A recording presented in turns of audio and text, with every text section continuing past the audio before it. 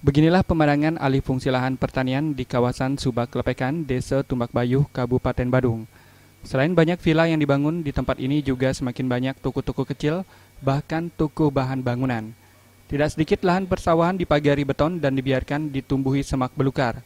Para petani sekitar mengatakan, karena berdampingan dengan lahan yang sudah tidak produktif, para petani mengambil inisiatif untuk menanami lahan tidur dengan pohon pisang atau ketela pohon. Untuk beberapa tahun terakhir, alih fungsi lahan memang belum terlalu dirasakan berpengaruh pada sistem irigasi pertanian, namun dari segi lingkungan, keberadaan lahan tidur dan bangunan tinggi membuat hasil pertanian tidak maksimal karena sawah semakin panas.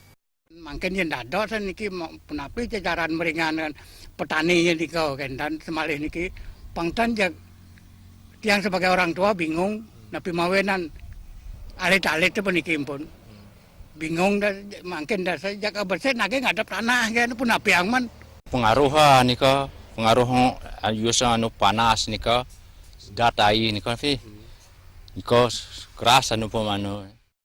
Para petani di Subak Klepekan juga mengatakan maraknya alih fungsi lahan akibat kurangnya perhatian pemerintah kepada petani.